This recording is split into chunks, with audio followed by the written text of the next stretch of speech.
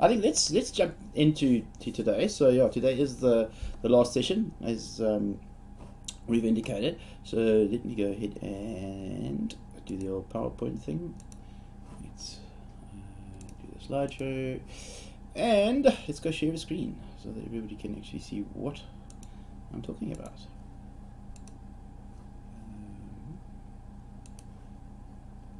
Okay, share screen. Okay, so as usual, let me just ask you guys to confirm so that I know for sure. Can you see the PowerPoint? It should be talking about week 6 with a little bit of luck. If you guys can just let me know in the good old chat box.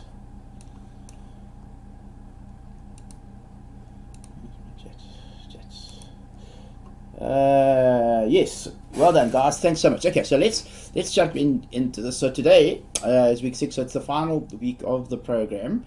I'll tell you how we go forward at the end of this. I have a little surprise for all of you guys as well at the end of this. And really today is going to be all about that system that I call it the non-salesy sales system.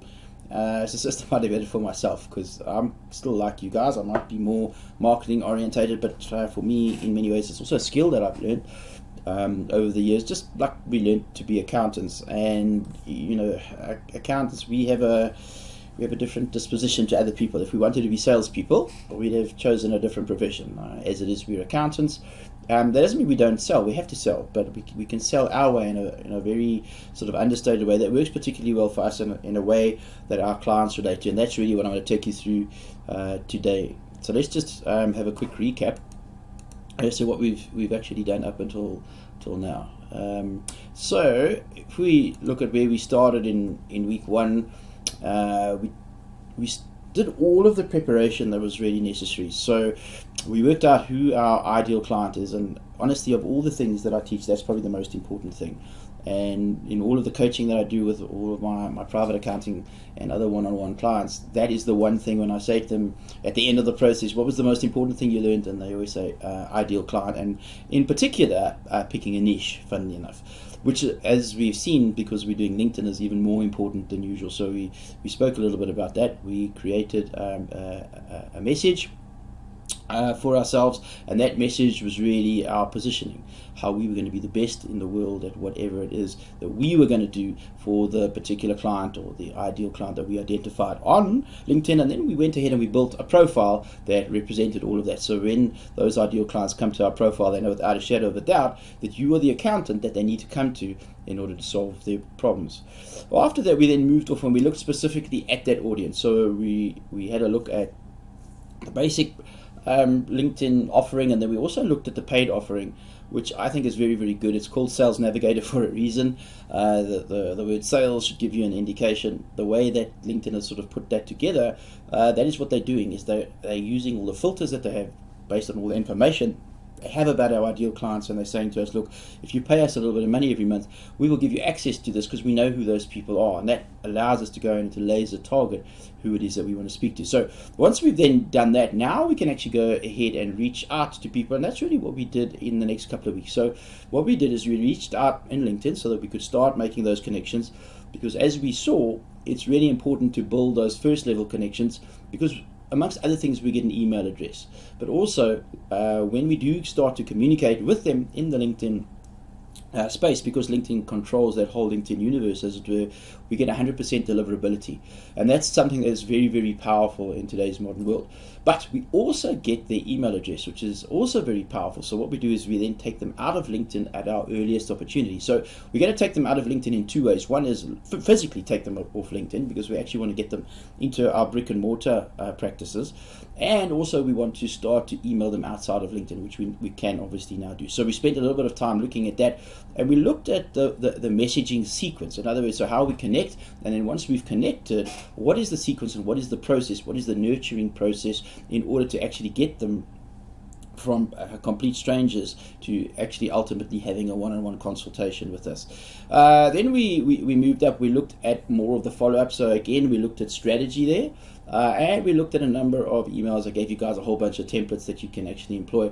And then we looked at the automation. So last week was, for some of you I know, it's a little bit hectic.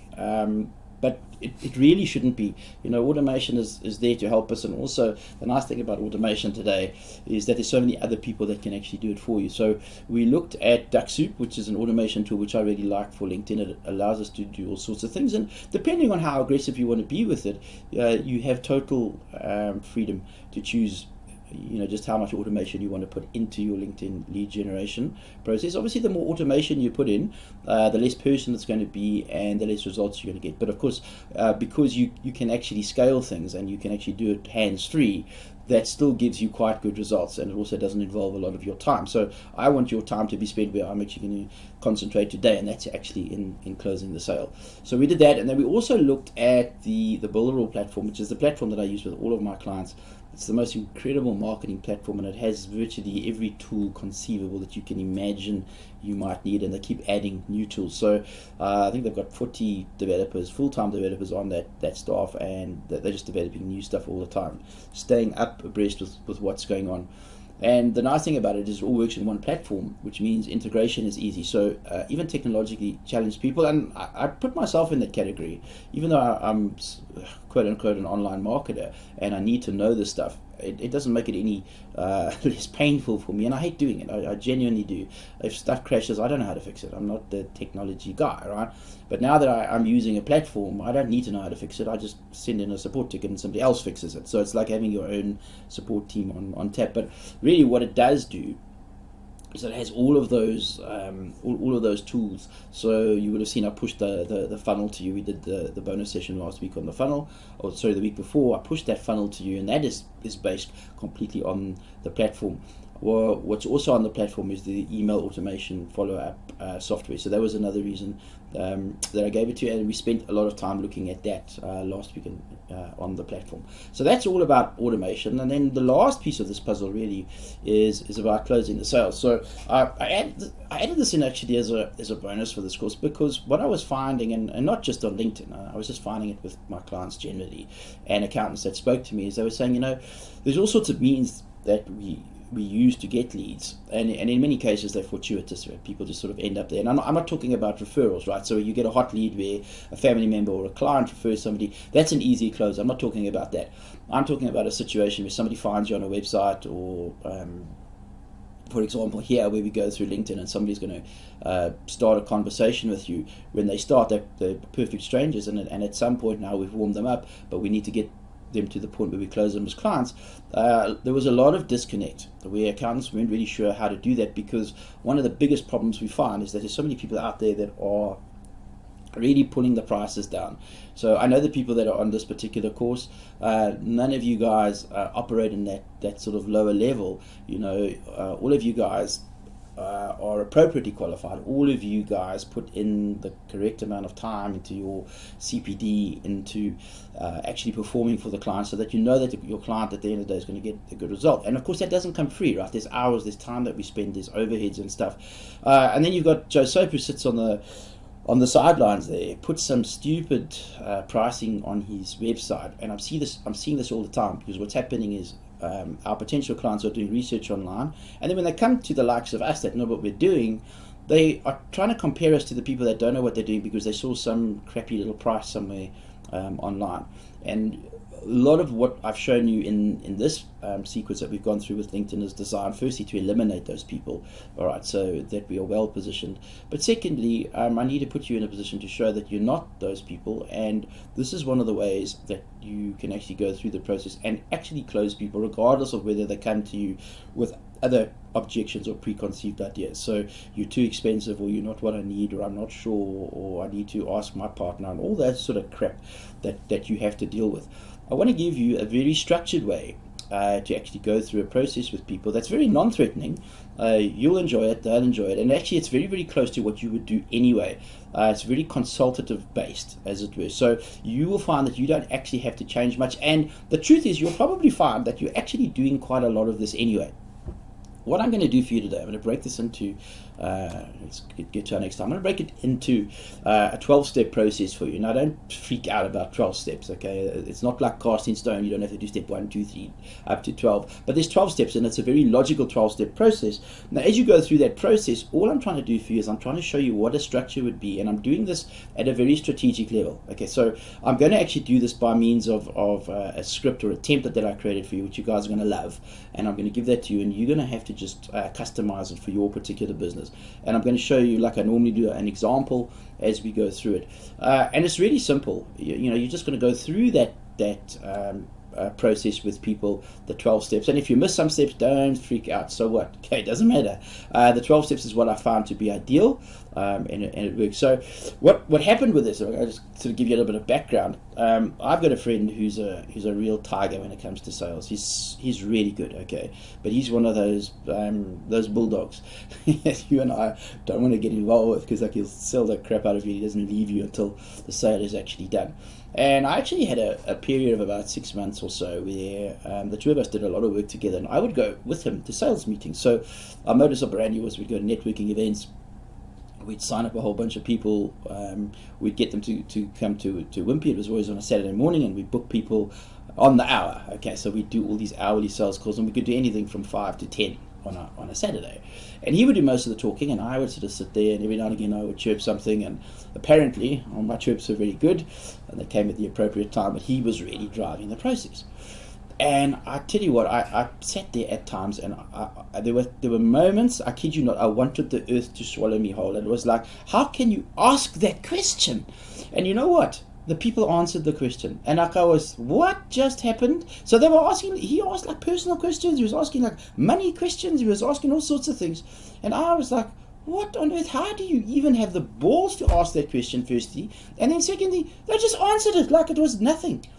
And as I was going through this, I started to realize that we get in our own way a lot when we talk about sales. And I want you to think about today as a sales process, even though I also don't want you to think about it as a sales process, and I'll explain that silly statement to you in just a moment. But I realized that we are actually our own worst enemies, because, you know, when we're actually talking to people, especially in a business environment, it's a very logical process, right? And we can actually ask questions. If we frame them properly and we actually ask them at the right time, people will answer them. That's not to say that I can do his system, right? Michael's system is just too intense for me. I can't do it. It's like, I get it, and I know I need to get out of my way, but I cannot be him. Okay, and I know that you cannot be him. And so I looked at that and I said, well, hang on a sec. There's a whole bunch of really, really cool stuff that goes on there. Just because I hate the system, or I hate the delivery, doesn't mean I should hate the system. So I said, okay, let me take some of the stuff out of the system and let me tone it down so that it works for me. And I did a little bit of other research, and I looked at what kind of works in the consulting, in the service type industry, and I put something together that works particularly well. And that's really what I want to give you guys today. I think it generally is it is a gift for us, and it's a gift that really, it's not very far from what we do, and I promise you'll feel very, very comfortable with it.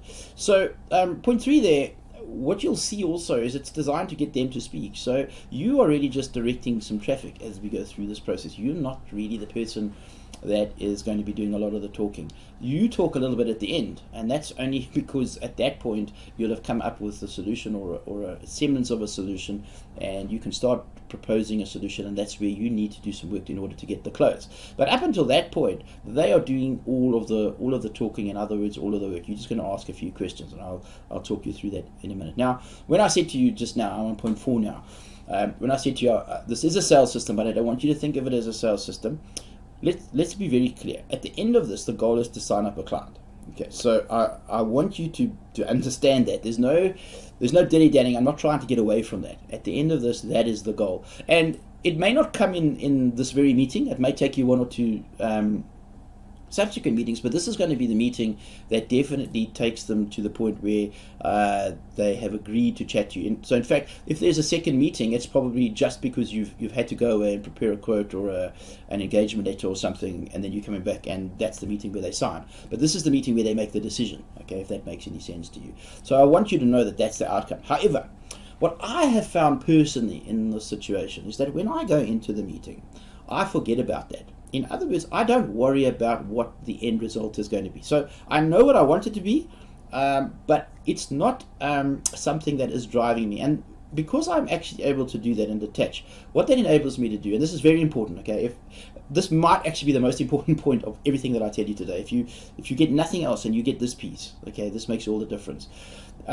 It's all about them, because nothing in the situation when you are speaking to them is about you. Every single thing in this whole meeting is about them.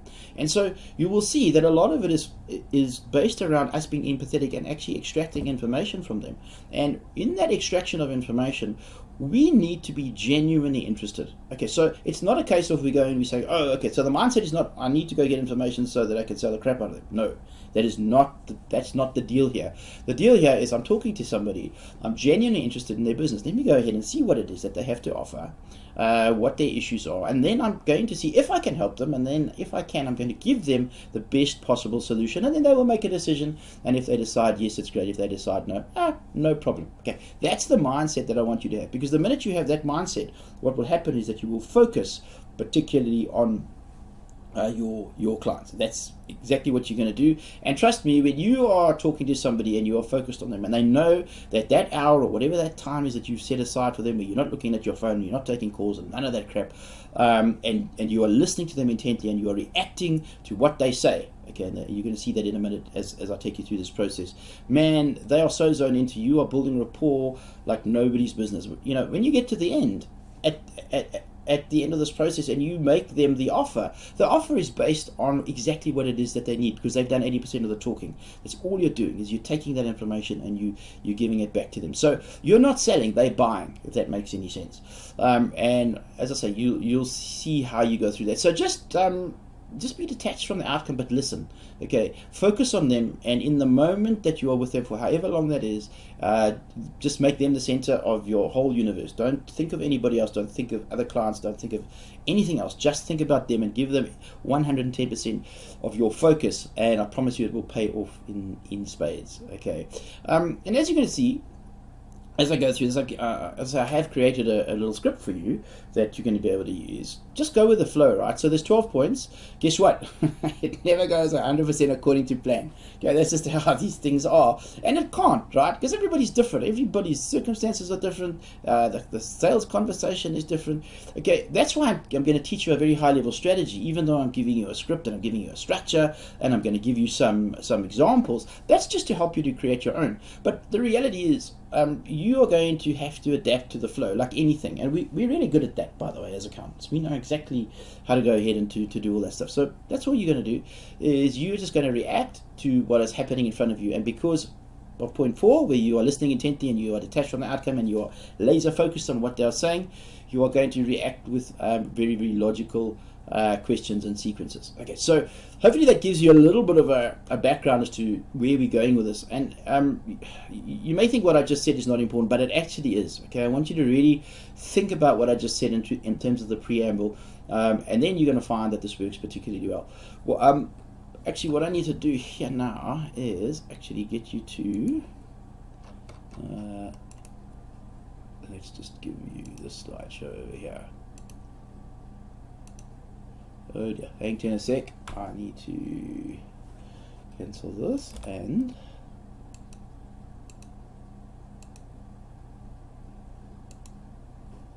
let's get it into this page. Hang on a sec, you guys. There we go. That's a little bit better. Okay, so again, can I just check that you guys can actually see the script? You should be able to, but let me not assume.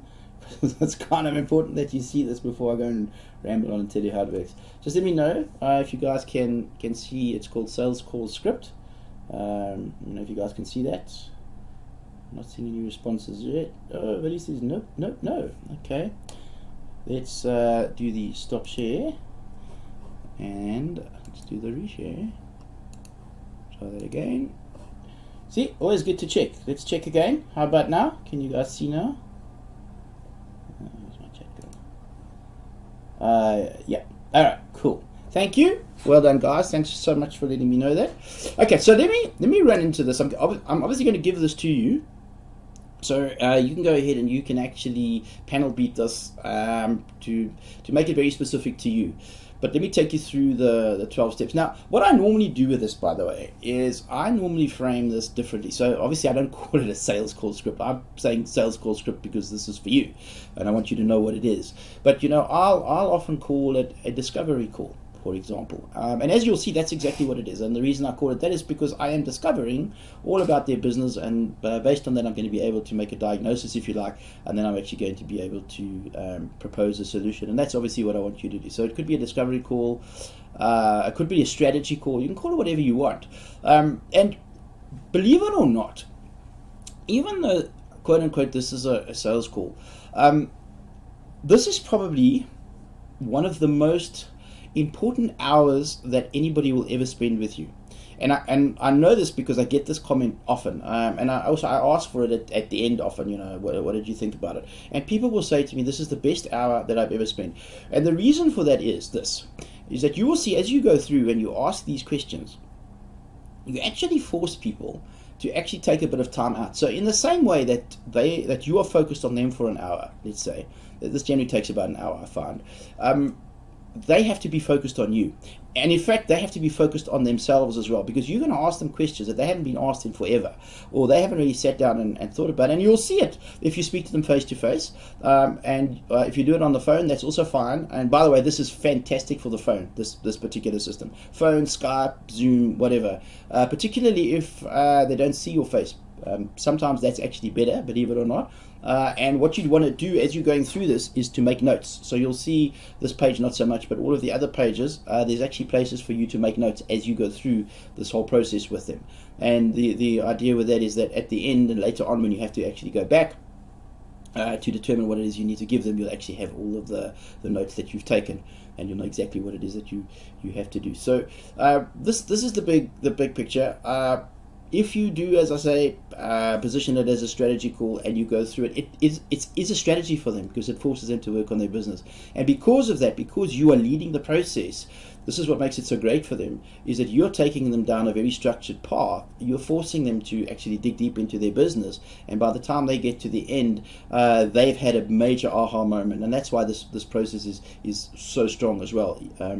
Over and above you finding out what you need to find out in order to propose the right solution so that you can make this out. So let's dive in. So the first thing, like in anything, you're just going to make a little bit of small talk. So if you can, try to call them as opposed to them calling you. Okay, it's always better that way because you're always that way in control of the situation. You're in control of your time and everything that goes with it. Now, most times I find people are pretty good with this, particularly accountants. Okay, I can't really speak for your niche, but I've got to say, many times if I'm making appointments with accountants, they'll be pretty good at keeping those appointments. But anyway, so I'm going to call them, and really the process here is very short. So this piece here is maybe a minute. Okay, no longer than a minute. What we try to do here is just sort of break the ice, and you can break the ice any way you want. If you know something about them, or there's a familiarity within the industry, or you know they like a particular sports team, or for goodness sake, just ask about the freaking weather if you have to. Okay, whatever it is, you're just trying to break the ice and get kind of straight into it. So if you look at the way that I have structured this the script for you, you'll see that I've color coded it. Okay, so in black, that's what you got to do. The blue is really the explanatory notes, if you like, for what it is that you've got to do. And then the red is just giving you examples of the way the conversation might go. So what I've done here is I've kind of left the conversation for this particular presentation as I would do it. So remember, what am I selling? I'm selling people the ability to get new clients. So that's what I'm doing when I'm talking to accountants or other professionals. When I'm going through this, and the examples that I'm giving you here, these are my examples that you're going to see in red, are the sorts of questions that I'm going to ask in order to determine whether I can help them to get more clients for them. All right, now you need to work out whatever it is that you're selling. So whatever your magic message was that we spoke about on your LinkedIn profile, that's really what you're going to drive here. And so the red is just for examples. You can literally delete it, get rid of my red, and put your own red in. Okay. So on the small talk, you might say something like, "Hey, first name, how's your week going?"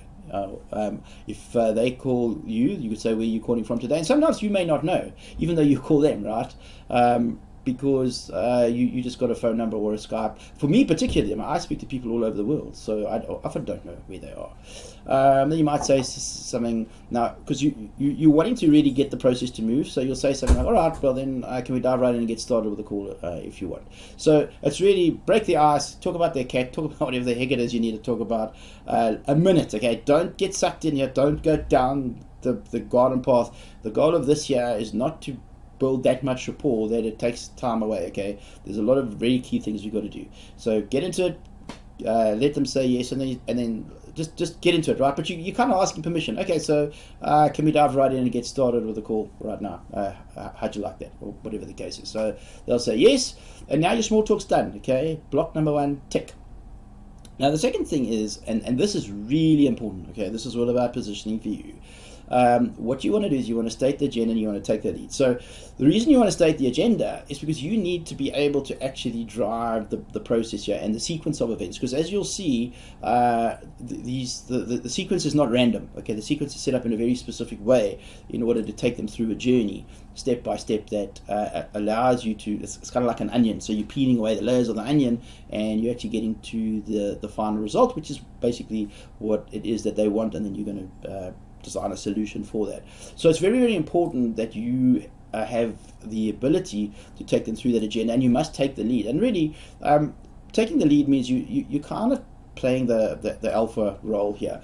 It's not really very hard to take control and to play the alpha role. And the reason it's not is because you are the accountant and they are generally the people that have come to you to have a problem solved, and they don't know much about accounting. So you kind of have the alpha role or the lead established up front, but you want to take it, and you want them to understand that you are going to be in control of the process. Now, this isn't one of those forceful things. It's really, really simple, right? It's just taking them through. And honestly, I've never been challenged on this ever. If you are getting challenged on this, you're probably going to be dealing with a client that's going to be a right real pain in your ass, and you want to think really seriously about whether you actually want to take them on as clients. I've got other colleagues, and we've spoken about this point. I might go on to other colleagues that if people say no to this, they just end the call. That's how seriously they take this. Okay, but don't get too head up about it. All I want you to be able to do is to just establish a bit of authority, and all they need to know is, listen, you driving the conversation, and this is how it's going to go. So let's have a look at the sort of stuff that we might say. So in red there, I might say something, okay, how this call is going to go, and you can say that. I'd like to say, I've got a suggestion. I find, I might say something like that. I find that the best way for these calls to go is that I'm going to ask you a couple of questions about your business, and then if it sounds like I can help you, and we're a good match, and I'll explain how I can help you with everything. And then at the end, you can make a decision whether you want to be part of it or not. There's no hard feelings.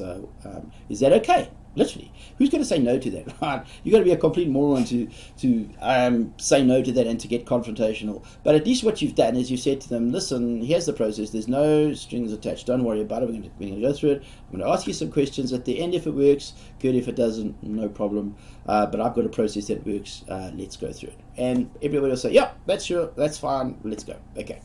So that's kind of the pleasantries and the setting of the scene out of the way. Now what we're going to do is we're going to get into it. And this is our job now, is to extract information.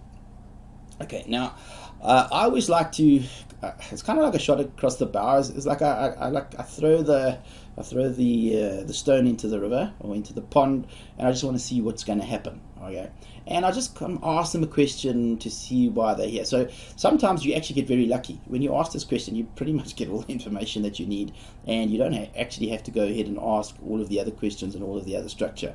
But it gives you like a pretty good indication. And really, what I'm trying to do here is to see if I can get that information as soon as I can. So I'll say something like, so Corin, tell me what motivated you to take the time out of your day and schedule a call with me? All right, really, really simple question. It's an open-ended question, so you can't give me the yes or no nonsense. You have to come up with something. And generally, if they're actually on the call, they have a problem. People don't get on these calls just because. All right, there's a process, as you have seen. You've gone through a whole process. You've positioned yourself. You've reached out to them. They said yes. If they're going to get on a call with you, there's a pretty good chance that they have the problem that you've offered to solve. So, let them tell you what it is. Now, everything from this point, what I want you to do is I just want you to react to what is in front of you in a logical way. And you do this anyway. Okay, as I said to you, I'm not going to teach you a whole lot of new stuff. All I'm going to do for you is I'm going to show you a structure, and I'm giving you a strategy so that you kind of understand how to steer the conversation maybe a little bit better than you might have done before. So as soon as somebody tells you something, just sit back and think about it, and if there's a logical next question to ask, just ask it. Okay, so this isn't a one question and done, right? You ask a question, they say something, you react, you ask something. So what you are doing in this whole process until you get to the end is you are probing for information, and you are trying to find out what it is that they need so that you can propose a solution. That's all you're trying to do. Okay, you remember, even though I said to you this is a sales call, you want them to buy more than you actually want to sell. And the way that they buy is they tell you what they want, and you say, okay, cool, I can give you what you want. And they'll say, great, where do I sign? That's really the simplistic process here. So some of the other questions that you could ask, or way that you could phrase them, if they say something, you could say, okay, so what do you mean by that? Or, so, oh, that's interesting, tell me more about that. Or, why do you think that this problem exists? Or what else have you tried to fix this problem? How long have you been dealing with it? So these sorts of questions, again, open-ended questions to get them to open up and to tell you more about whatever the issues are. So as they're telling you something, if you know from experience that that particular issue generally is a problem for your particular client base, just probe it right there and then. You don't have to wait for another section. So remember in the preamble to this, I said this never goes 100% according to plan. You know what? They're going to answer some stuff here which might be applicable to point 6 or point 8. Don't stress about it, okay? If you want to, you can actually get to point 6 or point 8, so you can literally scroll there, or if you're writing it down, you can obviously print it out, and then you can flip to where it is. But you know what? If not, don't stress. Just write it right here. Just note the notes. Don't worry about it, okay? Just go through the process and react to what's happening. So many times they'll tell you exactly what the major issues are here, but other times they won't, and that's fine. You're just trying to get an indication. What you will find often from this question is how urgent it is for them to get the problem solved. Okay, so sometimes, you know, if you can sort of tell at a very early stage here that, you know, this is probably not going to go anywhere. You know what, you feel free to even end the call here, or as you're going through the rest of it, just run through it fairly quickly and get rid of the calls. There's no point in going through a whole hour if you know that somebody's not interested. And frankly, you can do that at any stage during this whole process, okay? You'll see just now there are certain questions that are designed specifically to find that out, but I don't generally start there, because you got to build some rapport with people and get them to really buy into what it is that you're saying. Okay, so let's assume we don't get our information. Now what we have to do is point number 4. We need to understand their current situation. Okay, now this is something that you do anyway. You know, client comes in, you say, okay, so tell me about your business. It's kind of that. And what you want to do here is you need to be thorough here, okay, or reasonably thorough. So I want you to conduct an analysis of their business.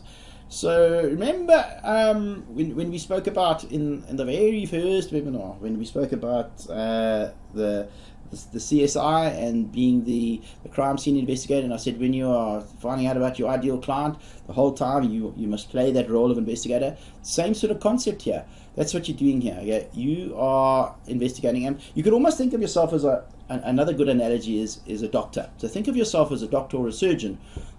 You need to do a diagnosis. That's your job right now. So you can't propose a solution. You can't go ahead and write scripts and things until you know exactly what's wrong. So imagine you going to your doctor, and your doctor says, the first thing your doctor says to you is, hey Corin, you know what, you must check this out. I've got the perfect pills for you. This stuff, it's new on the market, it's freaking awesome. I'm going to prescribe it for you. You're going to like have a freaking heart attack. He's like, what do you mean you're going to prescribe it for me? You don't even know why I'm here. Like, you're going to find out what the problem is. Like, ask some questions, you dumb so-and-so. And that's exactly what you're doing. You're asking the questions like a private investigator or like a surgeon, so you can do a diagnosis so that later on you can come up with a cure. Okay, that's where we're going. So the goal here is to understand their business and the problems within that business. It's really plain and simple. Now, one of the things that you might find is they have various businesses. or they have different branches or different product lines within a business.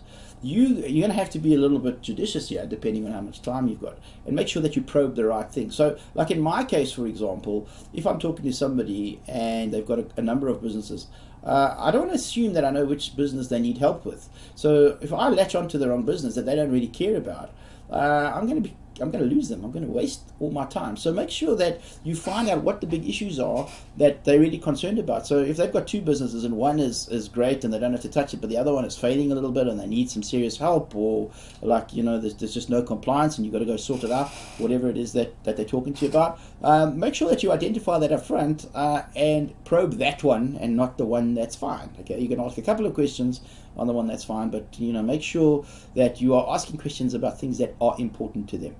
And literally, you could spend at least 10 minutes of your time here. It's not to say you must. You could do this in 2 minutes. But, if you spend 10 minutes of an hour on this question alone, it would not be out of place, and sometimes even more. So in many ways, this is probably your most important question. So don't skimp on this, okay? Just go ahead. Now, you'll see here, I've now given you a couple of questions. So remember, these would be my questions. You need to just go and take this and make it your own and put your questions. So because I'm talking to people where I'm wanting to help them to get new clients, I'll say, okay, so what are you selling? So how are you pricing that? Who's your ideal client, right? That's what, as you know, that's one of my big selling points. So if they don't know who their ideal client is, well, guess what? I know they have a problem and I'm going to solve that for them. Then I'll say, so why do people buy your product or service? What's the big promise? So remember, we spent a lot of time in session 1 when we were going through pains and gains. Okay, that's what this is all about, is finding out pains and gains. Then I'll say, so what problems are people facing in their businesses or personal lives to motivate them to buy? Again, I'm looking at my clients, and I might be looking at my clients' clients there. That's what I'm asking about there.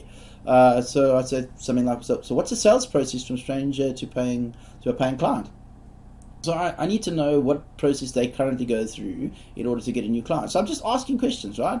Nothing more than that. And then I'll say, and then I've said to you, if you're selling multiple products and services, what's making up the most of the sales volume? So that's my version of, make sure you probe the right stuff and not stuff that's not important to them. And again, all of these questions, all I'm doing is I'm saying, okay, so tell me more about that. What do you mean by that? Oh, so why is that an issue? Oh, that's interesting. I'm just probing to get information, okay? Just tell me about your business. I just want to get as much information as I can. And I think, in fact, this one, I think I've actually got 2 pages for you. So if you have a look at this, 1 page, which has got all, and then a second page, again, I've just left those questions for you. And the reason is that I've found that when I'm actually taking notes on this, I need 2 pages to take notes, because this is the most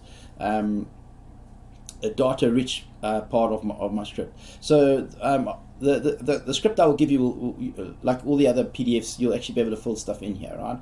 I think I'm in presentation mode, so I can't show you, but this is a PowerPoint that I'm just going through at the moment, but I have the PDF, which looks exactly the same as this for you.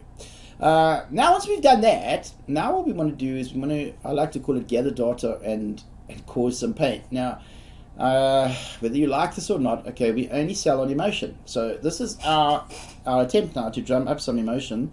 And when we're actually talking to people, particularly people that we're meeting for the first time, you've got to be careful. You can't just go out there and hit them with a baseball bat. So the best way to do it is to actually get them to actually uncover the pain for themselves. And again, it's just you basically asking some questions, and as you ask the probing questions, they've actually got to answer the questions, and in the answers to the questions, the realization is coming to them as to what they've been missing or what they have to do. And that's why I said to you a little bit earlier, many people often tell me that this is the best hour that they spend, and this is because, look, you are making them think, man, about everything, and sometimes they answer the questions themselves, so they know what the pain is that it is that they need to get sorted out. You just happen to be the person that can do it. So by the time you get to the end, they've already answered the questions, and it's okay, so when can you start? Right? That's our best case scenario. So as you can see there, I say make them inflict pain on themselves by asking them questions without judging. Now this is so important, okay? Let me just tell you this. Do not judge people, okay? Seriously. And I'm an accountant like you guys, and we're an arrogant bunch of schmucks, okay? Do not do it. Honestly, you should know by now. You look at clients. Sometimes I've seen in the past. I've got clients, or I've had clients when I was an accountant that like made $1 bazillion, $1 bazillion rands, and I just used to look at them and think, geez, they are so stupid. But you know what? They are so good in what they do, and my job is to help them to be compliant and to do what they do. It's not our jobs to judge. So do not do that. Okay, do not think, oh, that client is so stupid, because what's going to happen if you do that is you'll become condescending, and you'll say stupid things to them. So honestly, remember, this is their session. Just be 100% focused on them. Even if they're saying stupid things, don't comment on it. Just don't go there, trust me. And just probe things and try the best that you can to relate to them on their level. That's really what this whole thing is about. Okay. In my case, I needed to get a specific rand figure before I move on, because what I'm doing is I'm trying to work out where they're at the moment, and as you'll see just now, I want to work out where they want to be, and then I'm going to solve the problem in the middle, which is really what you're going to do. And really, I need them to feel uneasy about the situation. Okay? You are trying to get them to think about it and to drum up all the things that are horrible about the current situation. And we're trying to start the process of creating a little bit of urgency. So there's one thing to get them uneasy. We then need to get them to the point where, they're uneasy enough that they need to solve it now. They don't want to be uneasy anymore. And if you think about it, what happens with a lot of people is we're in our businesses, we're ticking along with whatever it is we're doing. We have a pain of sorts, and we sort of bury it, because we're all quite good at that. We have to be, right? Because you can't be focused on problems all the time, otherwise you'll get nothing done. But those issues are there, those uncomfortable issues. Then they sit with you for an hour, and you start asking them these leading questions, and suddenly they have to confront these issues. So these are issues they buried for a while, and it's now, oh goodness, I didn't really like that. You can sometimes, you'll actually even see them squirming a little bit on the issue, and that's not a bad thing. Okay, you want them to feel uncomfortable. Let them bring that pain to the surface, and because it's at the surface, and now remember, they're sitting with somebody that can solve it, right? So at the end, your job is just going to be to channel this pain back at them and solve the problem, and that's how we close the sale. So I could ask different questions here. So I could say something about, well, how you're currently getting customers. Now I know, and for my clients, and mostly they are accountants, it's word of mouth. Like there is no plan B. I know this. There is no plan B. It's a complete mess, So then I might say, so how's it working for you? And I know how it's working. It's shocking in the current environment. Okay, so I'm asking them the questions, and then I'll say to them, like, so do you know how much it's costing you to get a new customer? Now that would be a question if they're actually using methods where that's applicable. Do you have a process in place to get new customers at will? And generally I know they don't, but I want them to come to the conclusion that, okay, crap, I don't. That's why I'm doing so badly. Obviously I don't have a system, right? And I'll say, like, so are you comfortable relying on the style of operating in your business? And that question often comes from referrals. The answer is no, because it's unpredictable, right?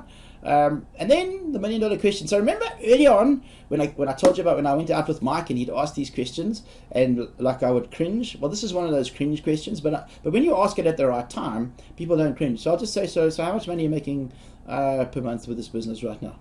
If that's important, okay, you may have other questions, but for me that's important because I have a starting point. I'm looking for a starting point, and this is why I need the rand amount. And I'm going to probe the crap out of this. You're going to give me a number. I'm not moving until you give me a number.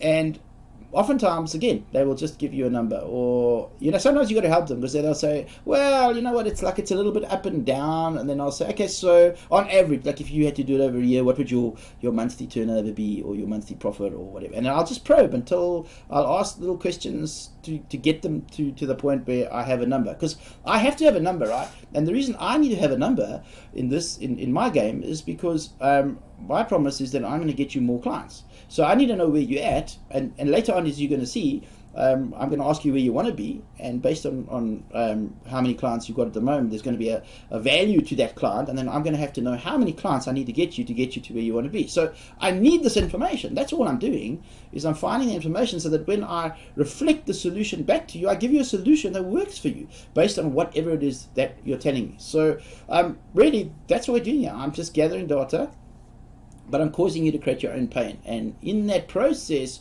you're wanting them to realize how much they actually need your products and services. Then point 6, now we're going to figure out what they want. So we've just done the bit now. Remember, we started off, let's just go back. Let's go back here. So we started off here, understanding their current situation. So that's all we did. Okay, there was no judgment. It was just like, tell us your stuff. Then we went and we said, okay, let's go create some pain. And the pain was, okay, so where are you right now? Okay.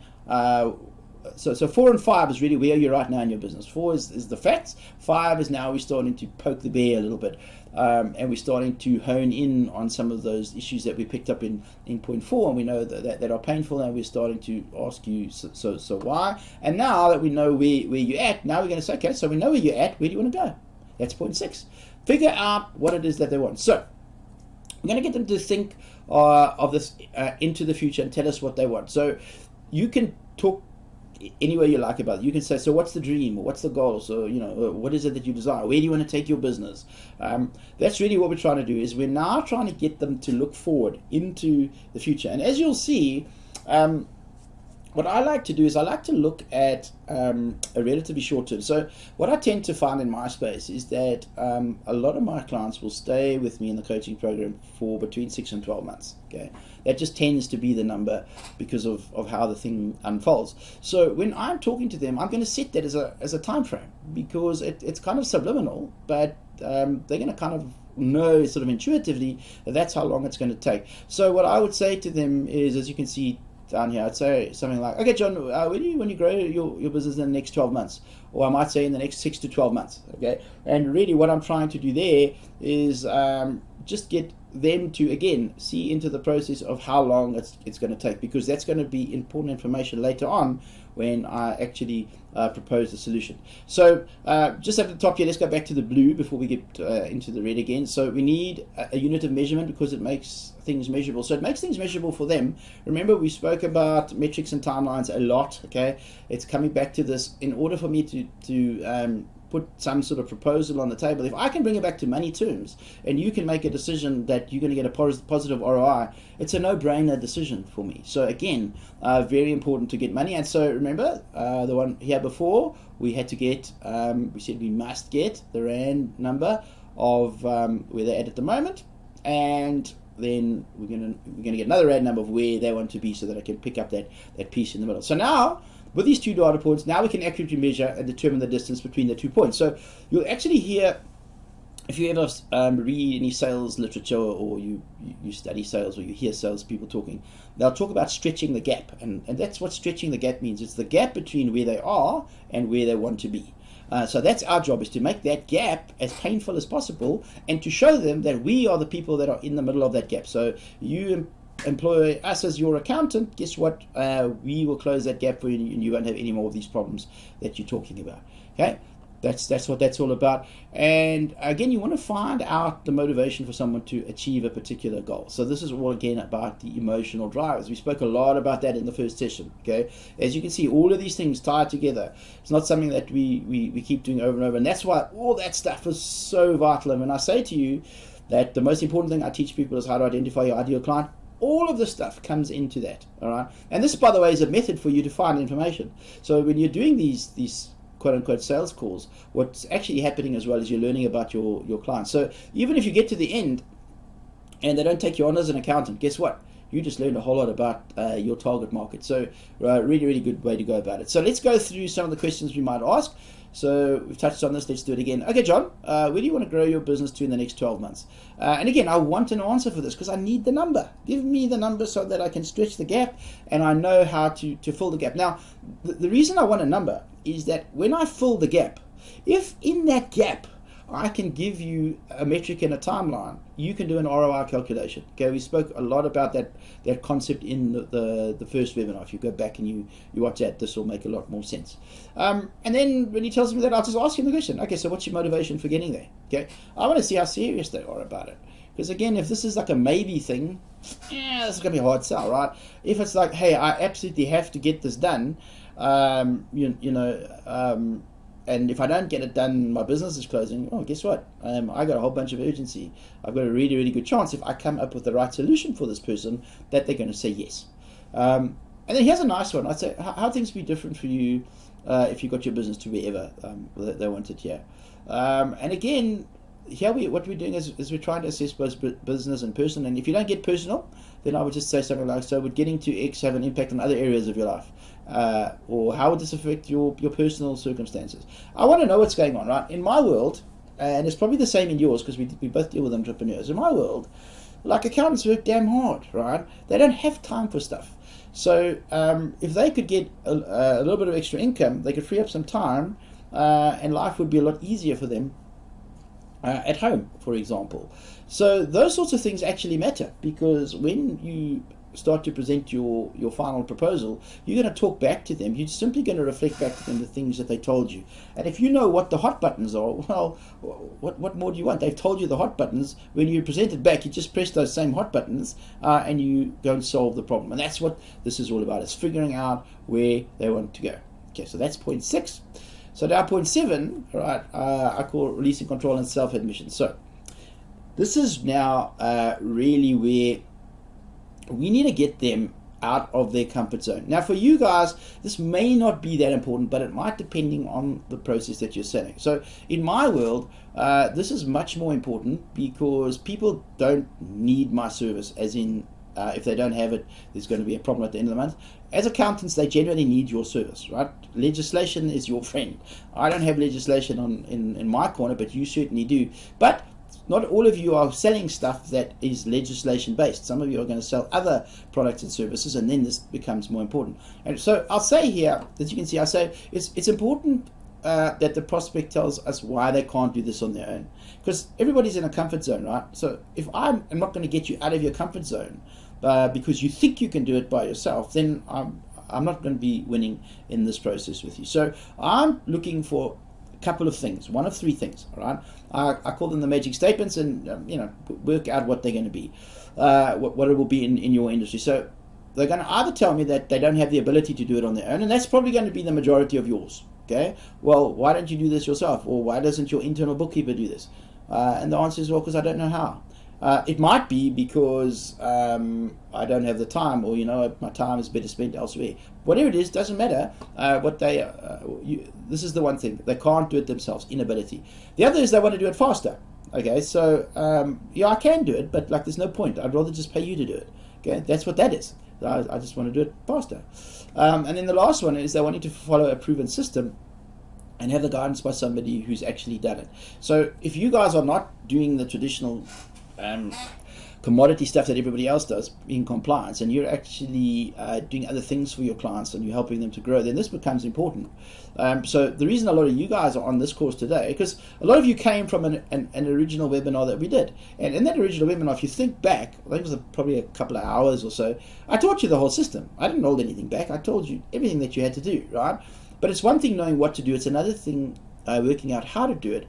And really, you guys have spent 6 weeks with me, and I've literally held your hand and I've taken you through step by step. Some of you have reached out to me, and in you reaching out, you've been able to solve problems that you ordinarily wouldn't have been able to solve. And we've just got deep into the issues that you've had. And so this is a lot of the time is people just saying, you know what, you've done it, I just don't want to go through the learning curve, just take me by the freaking hand and do it. And for you guys, it's best, because many times it's just okay, here, outsource, just do everything, I don't need to touch anything. Okay, so I'd say something like, okay, first name also, so I'll say, okay, Colin, so you're currently making $10,000 or 10,000 Rand. So this was a script that I had done specifically for a Canadian webinar that I did.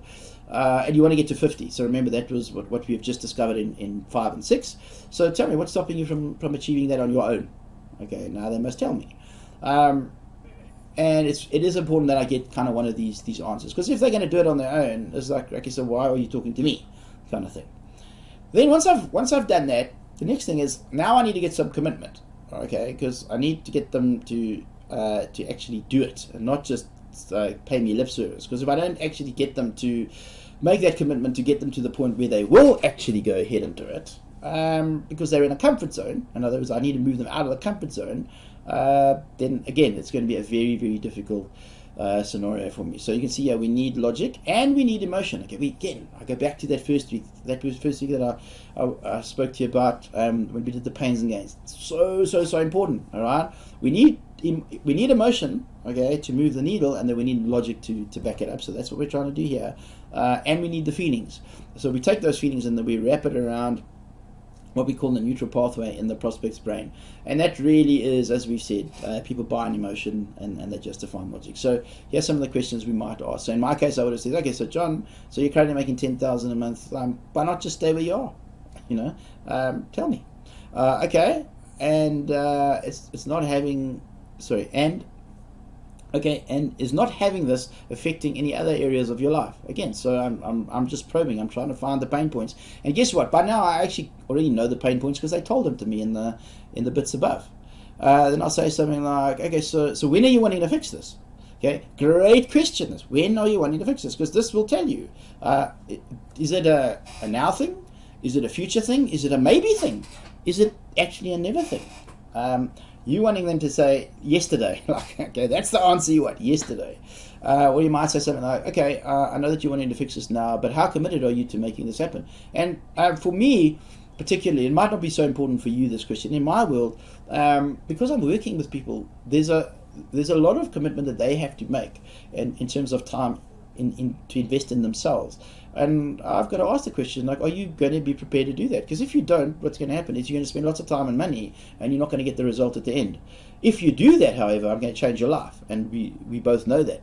And so it's important for me. I want to know this. So you guys might be different. I don't take everyone as a client. So when I have these conversations, I'm actually assessing them as much as they're assessing me. And a lot of these questions are my assessment is this person actually going to be worthwhile, or are they going to be a pain in my ass? And if they're going to be a pain in my butt, okay, I'm not going to take them on, literally, because I don't have to. And I would advise you to do the same thing. I promise you it makes your life a whole lot easier. Most of us, if we've been in business for some time, we either have or we have had clients that have tested our patience to the full and we wish we didn't have them. Well, just don't take them on in the first place. Again, these are questions that will allow you to find the answers to those issues. Then what we're going to do now that we've kind of gone through the whole thing, this is now where you're going to start doing a lot of the talking. So up until now, they've done most of the talking. This is now where you have to almost summarize the stuff that they have actually told you, and you're going to reflect it back to them. But there's a little bit of a process and there's a little bit of a build-up. So it's not just like, wham, bam, thank you, ma'am. No. We take you through step by step. So the first piece of this is that we're going to acknowledge the gap and we're going to ask them for permission to share.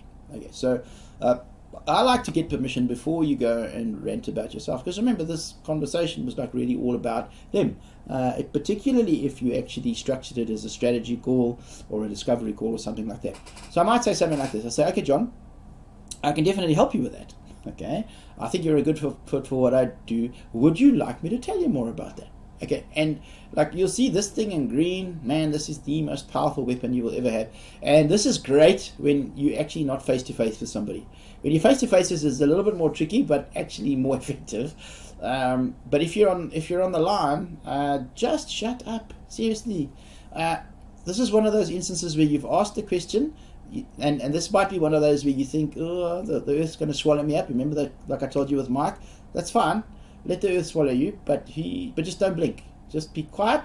Silence is unnerving, and most people cannot keep silent. They have to talk at some point, and that's what you want. You just want them to talk. And really, all you're asking for here is permission to tell them. So let's just see that again. Okay, John, I can definitely help you with that. Okay. Now remember, they just told you all the stuff. You've found out where their business is at. You found out all the pain points. You found out where they want to go, and now you're saying to them, "Yeah, I can help you with that. Do you want me to tell you about it?"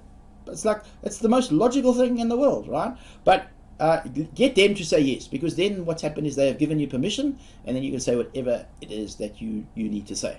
Okay. So let's go this last time. Let's just run through it. Okay, John, I can definitely help you with that. I think you're a good fit for what I do. Would you like me to tell you about that? Okay. And 99 times out of 100 they're going to say yes, and if they don't, then you'll tell them anyway. But it's always better to ask them. Okay. Now, as you are setting the scene for where you're about to take them, what you want to do is all that work that we did a little bit earlier on when we were talking about what you're best at the world at and your positioning, it comes in here again. Okay, and literally just go ahead and talk to them and state what you're good at. So let's just go through our blue notes there. So state what you're an expert in a way that speaks directly to what your prospect has just told you throughout the call, and it should sound like it should sound, I beg your pardon, perfect for him or her. So think about this. This is what we're doing, right? We have let them talk the whole way through this. They've essentially told us what's wrong. All you are doing now is you are taking that and you're about to give it back to them in a way that is perfect for them. So when you present a solution that's perfect to all of the stuff that they've just told you, you haven't told them all the wonderful things that you can do and how fabulous you are and how great your company is and all the wonderful stuff. No, they don't care. Okay, they really don't care. They care about themselves. So you're going back to them and you're saying, okay, so you care about yourself. This is what you told me. Hey, well, I can solve that problem for you. And here's how. Just do it, and it's going to sound like you created it just for them. So you want the prospect to think, yeah, that's me. Yeah, that's my situation right now. Yeah, I definitely want to achieve that result. So we do that with a blank-to-blank statement. And so here's the blank-to-blank statement. I'll say something like, and you'll say something like, well, my area of expertise is helping so-and-so to so-and-so by something. Okay, so if we look at the red just below this here's the example. So I'd say my area of expertise is helping accountants, okay, that's the first part, to get more clients by leveraging the power of the internet. It's simple. That would be the promise that we made on our LinkedIn profile. Okay, that's the industry that we help. Really, really simple. Just say it again. Okay, I know you've said it before, but say it again. They've probably forgotten, and just set the scene. Now what we're going to do is we're going to go on to the next thing. So I'll say here, and this is the next piece at the bottom. So I typically work with blank, and I help them to blank. Okay, now again, when you say the statement, okay, you want to say it very, very powerfully and with conviction, and at the end just be quiet again. So let's have a look at how I would do this. So I'd say typically I work with accountants who are struggling to get clients or who want more clients because they want to grow their practices, and I help them to get at least 2 new clients a month. We do this through helping them to create a signature service that puts them in a class of one by eliminating all the competition. Okay, very, very simply, in a nutshell, call that USP, call it whatever it is that you want. Very, very similar to the, hey, if I could get you 2 new clients a month, would you be interested? Or if I could get you 3 to 5 new leads a week, would you be interested? Okay, it's just that expanded slightly. So again, we're not straying away from anything that I've taught you before. Just go use all of that stuff. What are you doing? You're just setting the scene and saying, hey, I'm the expert. And you can do it now because you're not cocky, because in number 9 you ask for permission. Okay, simple. And then what you're going to do is you're just going to state how it works. Okay, so whatever it is you do, whatever your process is, you're going to take them through that particular process. So let's just go through these notes. Now again, this is where it gets a little tricky, so let me not lie to you and tell you that it always follows this. It doesn't always, and this is really, of all the places that it gets out of hand a bit and it's not quite in its box, this is the place where it's mostly not in its box. So you just have to be very, very focused, and your goal when they go on a bit of a tangent is you keep bringing them back to the center. Okay, you try to keep bringing them back to this framework that's in the script for you, so that you can actually get them to the point where they're going to make a decision to hire you as their accountant. So if your prospect, let's just see, yeah, so your prospect will ask you, excuse me, how they can work with you or what you have to offer. So generally, if you've gone through that and they like what you've done, so remember, you positioned yourself and then you're just going to be quiet, and up here in point 9 you told them that you can help them. When you're quiet, remember now they've got to say something, and generally what they're going to say is they're going to say, well, how can I work with you? Okay, that's going to be the next thing that we're going to talk about. Now when you present your offer, you want to do this in a vague way but still have enough detail to be of interest. Okay, the prospect then going to ask you for all the pieces that they need to understand. So here's the cool thing about it, is again, we have so many things that we can do. Don't overwhelm people with how brilliant you are with all the stuff you can do. Just overwhelm them with how brilliant you are to solve the problems that they have just spent the last probably 45 minutes at this point, maybe 50 minutes, telling you they have. Solve their freaking problem. That's it. That's all that they want, all right? And that's really what you're going to do here. But you can't solve the problem for them right now in minute detail, right? You know that. I know that. They know that. But if you can show them the big picture, for them to say, yeah, okay, that makes sense. Okay, that's all you need to do. So you want to talk about it at a high level, but keep it vague. In other words, don't give away the farm.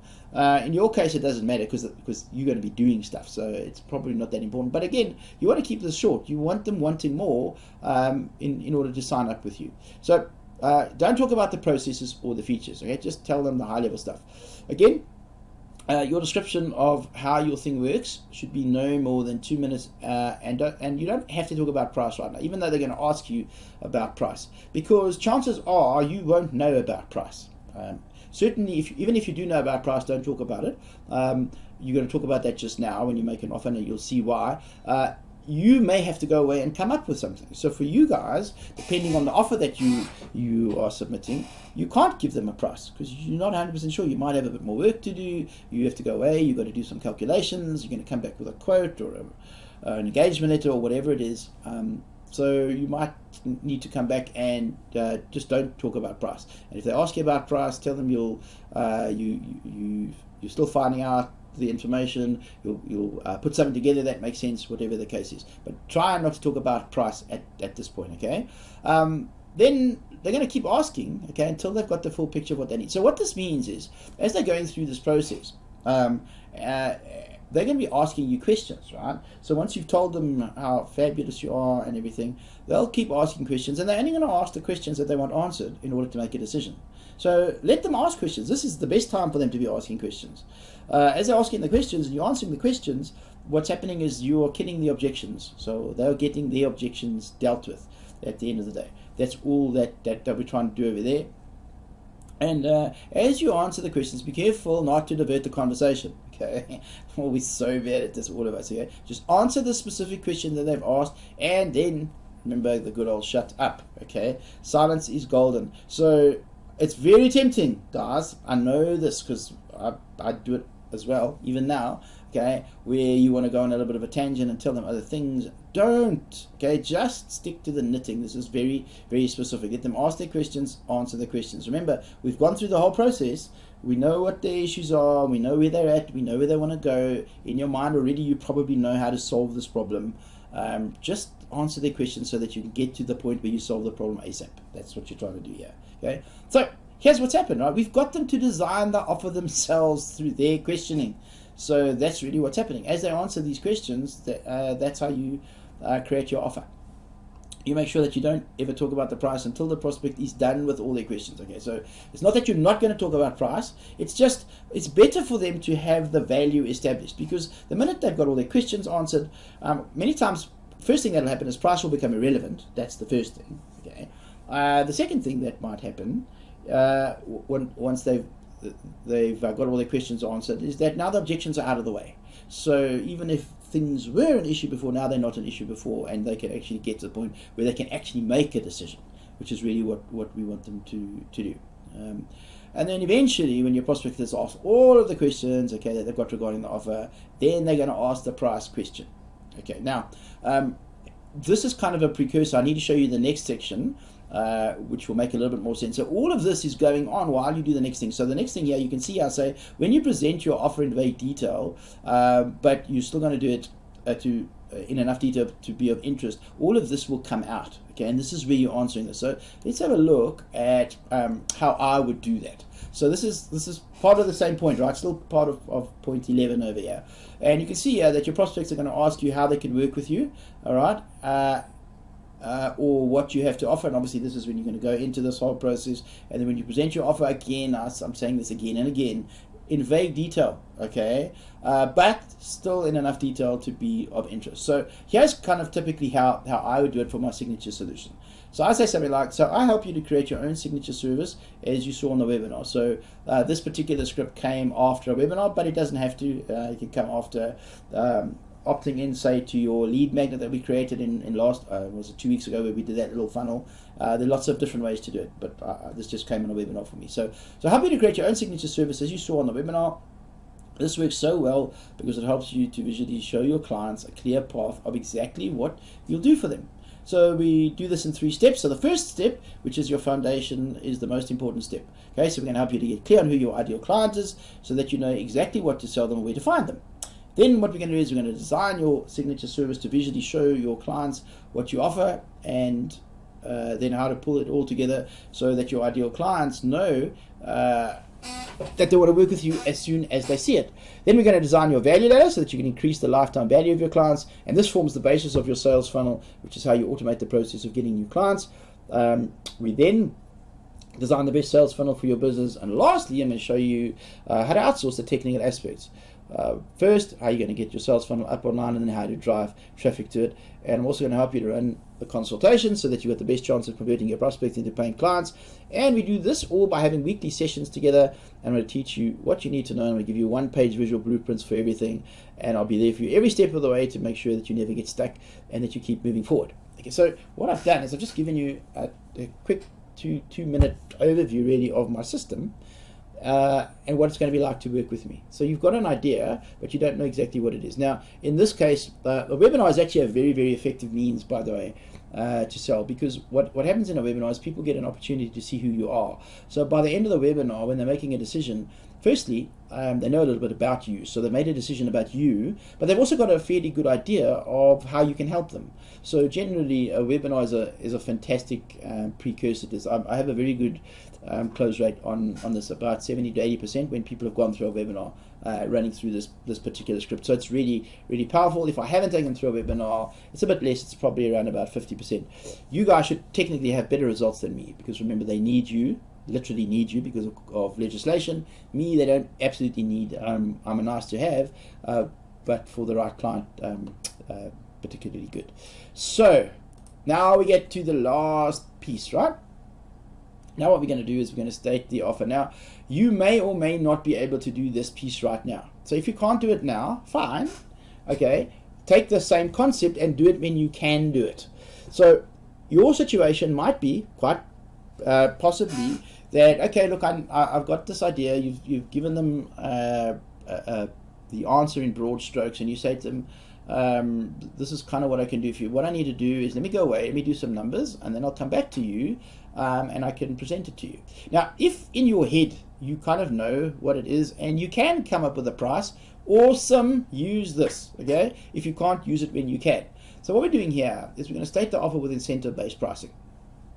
So this part comes only when your prospect asks for it. Okay, so once they've gone through the whole thing, the people that are really interested, they'll say something. Okay, so what's the $1 million question? Or okay, so what does it cost? Okay, give me the bad news. Okay, whatever it is, they're basically asking you for the price. This is the time where this works particularly well, because essentially, if they're getting to that point where they're asking you, then you know that they're really interested. So again, just try to get them to ask you. But again, this isn't an exact science. I won't lie to you. Sometimes they don't ask you, and you need to tell them, right? But if you can get them to ask you, great. So again, what I'd like you to do here is I'd like you to use what I call incentive-based pricing, if you can. It works particularly well, and I'm going to show you what that looks like in just a minute. And then again, our famous silence, where we just shut up and let them come up with the answer. So what we're waiting for when we give them the pricing, and I'm going to talk pricing strategy to you in a minute. When we talk about pricing, we're waiting again for some form of words that means let's move forward together. Okay, so what's the next step? Okay, what's next? Or so when can we get started? Okay, let's do it. Where do we go from here? Whatever that is, you know that they're in for it. Okay, and again, I've said this a number of times, particularly if you are not face to face. All right, silence is your most critical weapon that you can use. So you must not cave in. Okay, you must remain silent until the prospect speaks. Sometimes this is hard because all of us are uncomfortable in the silence. But hey, you've done your thing. You've asked a question. Shut up. Let them answer it. Okay, and it can take 20 seconds, which seem like 20 minutes sometimes.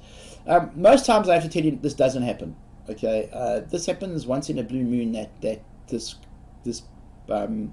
squirming process goes on. But if it does happen, you know what, just stick with it. Okay, have the courage to push through it. In most cases it won't. But what I do want to say to you is, when I talk about the silence, what is important, and I say tongue-in-cheek, shut up long enough for them to make a decision. Okay, don't hesitate. So let's say you, for example, what I mean, you might give a price, and then they hesitate, and you're thinking, oh crap, is that too high? And then you say, you know what, if that's too high, we can change it. Or you know what, why don't we structure it over 3 payments? No, stop that crap. Don't.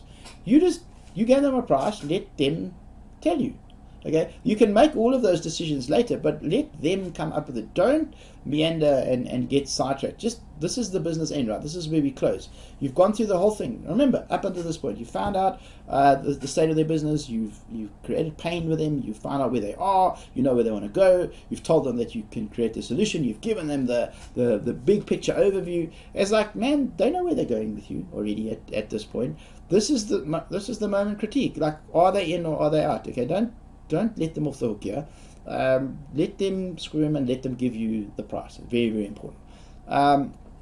So again, don't stress about this. And again, it doesn't really go on for too long. So let's have a look at this idea that I talk about, this value-based pricing. What I generally like to do here with this is I do have a price that I've set up, and that's going to be the price. When I'm talking to people, I want them to make a quick decision. If you are prepared to make a quick decision, okay, I will give you a break on that price. If you're not, you can come back anytime you want, okay, but you're going to come back at the original price that I give you. And that's just how it works. And I'm quite strict with that, because if I'm not, I'm going to lose credibility somewhere. Because this is a genuine offer, and this is a scarcity tactic, if you like. But what I have found in my business is actually more than that. So when I make an offer, and I reduce the price for somebody for making a decision right now, which is really what this value-based pricing is all about. What I have found is the people that make the decision there and then are the people that generally sign up, and that make particularly good students. I honestly, in all of this time, I can think of one client only, ever, that actually came back to me later. That said, look, I got to go away, I got to think about it. I'm not sure right now, I can't give you an answer. That ever came back. Okay, everybody else that doesn't say yes now, okay, says no. So I'm not interested in a maybe. I'll be quite honest with you, because maybe in my world means no. So it's either yes or it's no. It's not yes or maybe. And again, remember, I'm detached from this outcome, so I'm not losing sleep over this, because I've gone through this whole process. I know I can help you. I'm now putting a proposal on the table for you. Are you in, yes or no? So again, if in your head you can make this offer now, great, make it.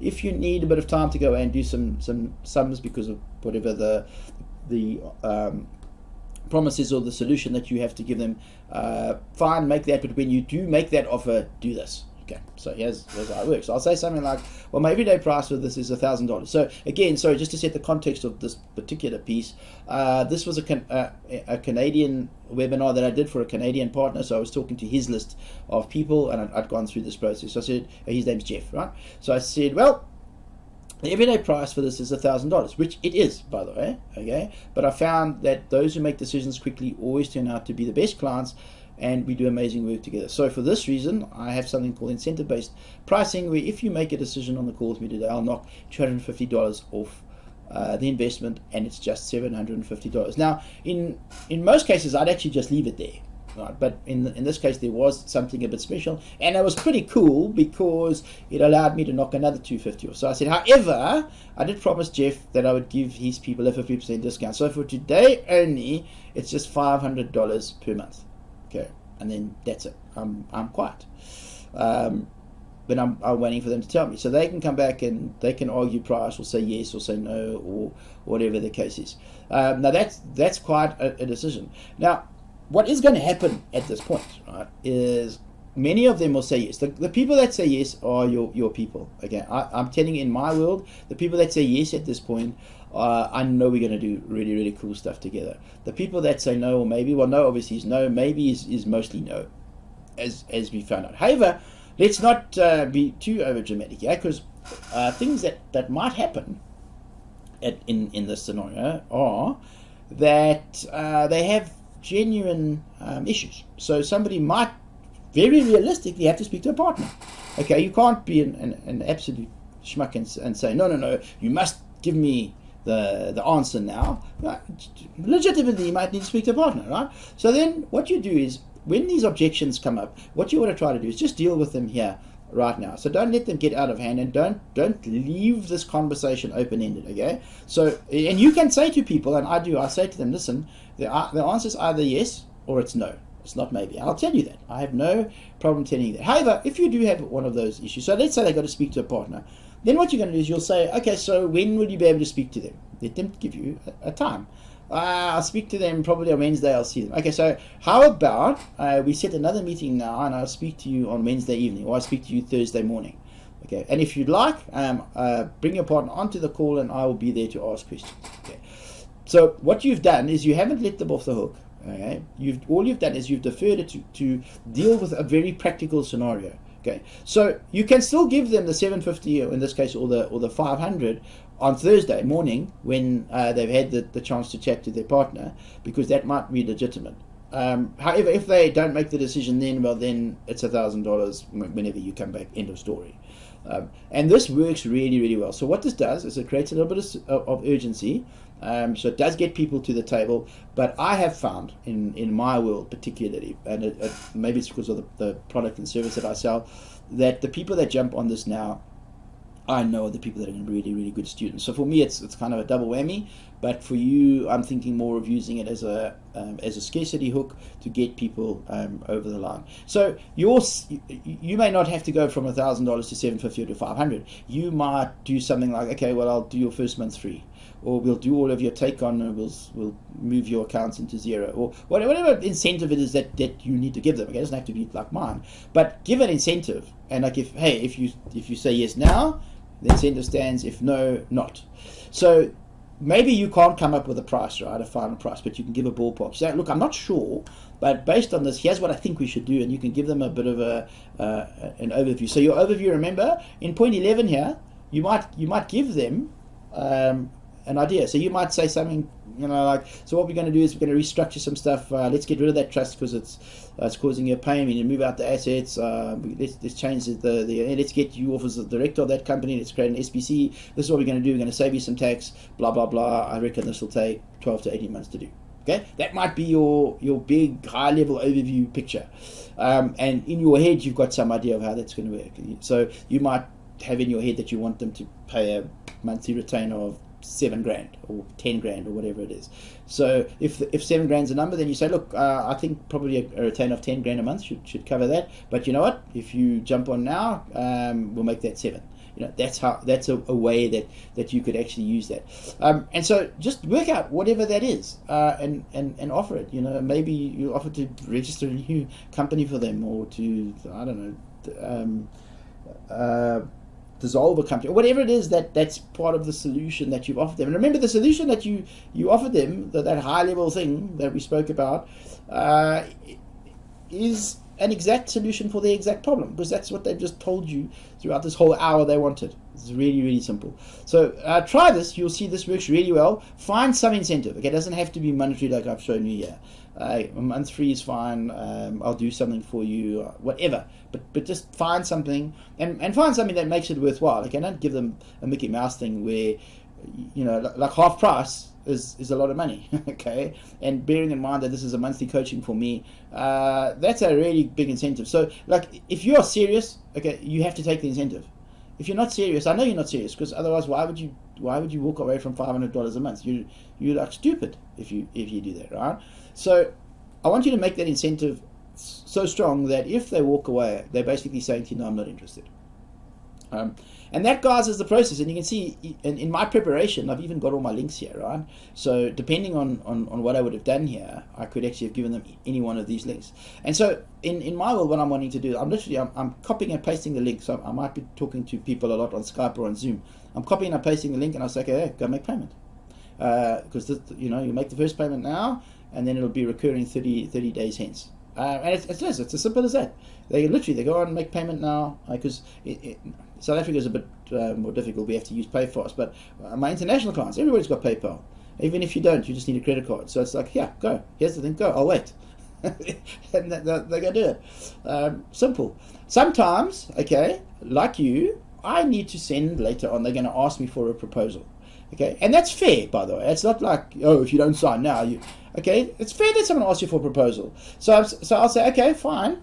And then what I'll do in the proposal is I'll say, okay, I'm going to do the proposal, and I will send it to you, and I'll tell them when I'm going to send it. Okay, then I set with them the meeting already now. I said, let's set the meeting for when you're going to come back to me and give me an answer on this proposal. Okay, so I set the next meeting. There's none of this, we let it go.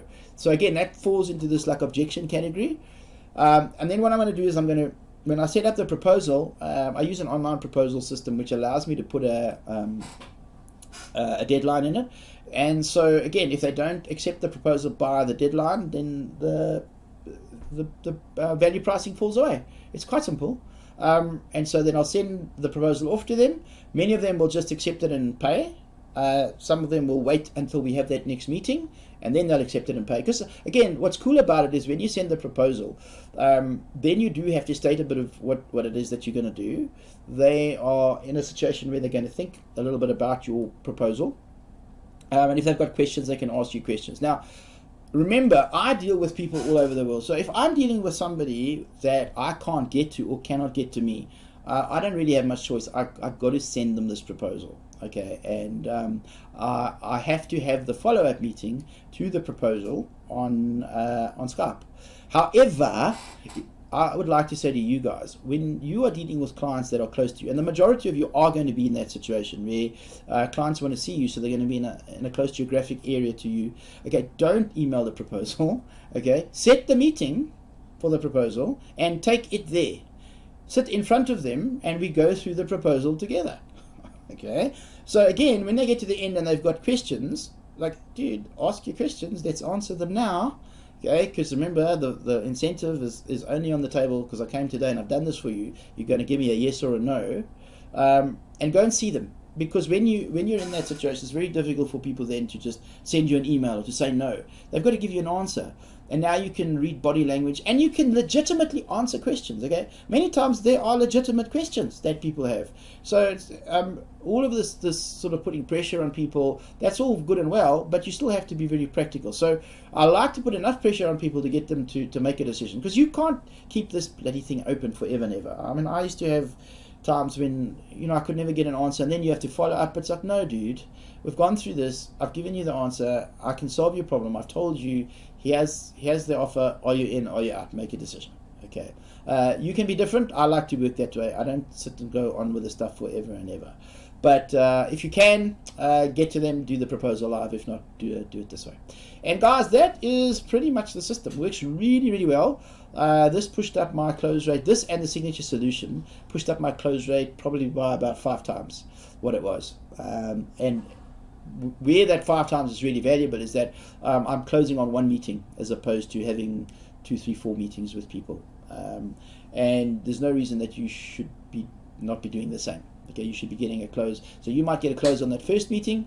If you've got to go away, do a proposal, put some stuff together, you should close on the second. Okay, really, really as simple as that. And this is a cool system. Consultative, nobody feels under pressure, works really, really well. So let me stop the share and open the floor for questions. Okay, so that was quite a session. Hopefully you guys can got a lot out of that. Obviously, I'm going to give you the template. You need to just work that template for yourself. All right, I've given you an example, so this should be quite easy. I've given you the steps. There's 12 steps. It's really simple, right?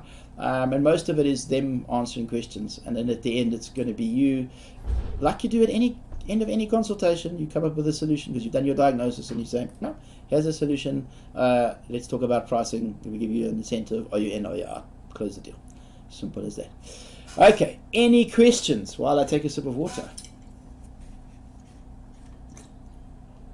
Okay, Billy. Yeah, you can see I get very excited about this stuff. I love this stuff. I'm about crazy. Okay, cool, thanks.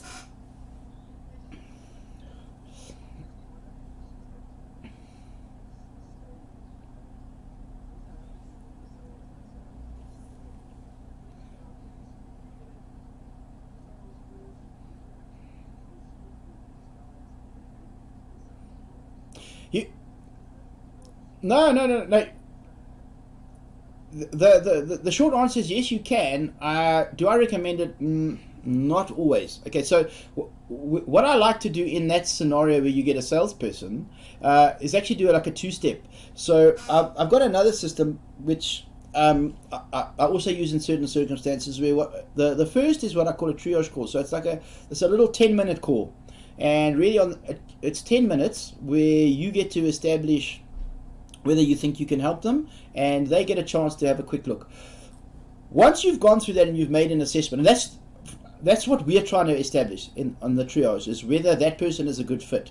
So many times the big problem with these sales calls is that you don't know whether they're going to be successful or not.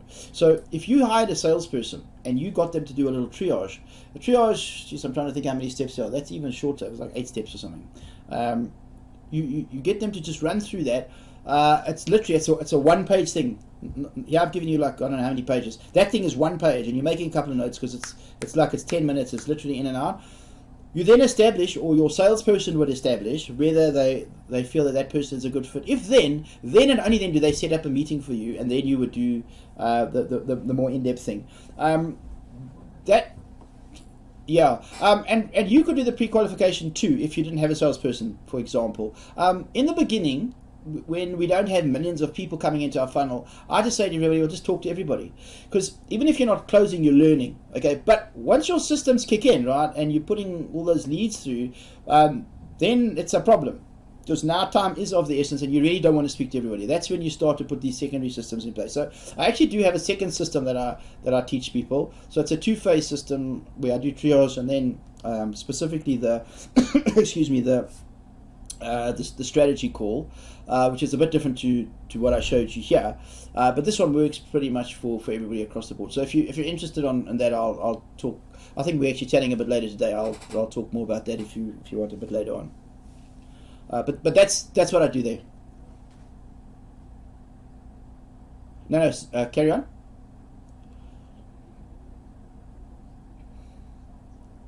Yeah.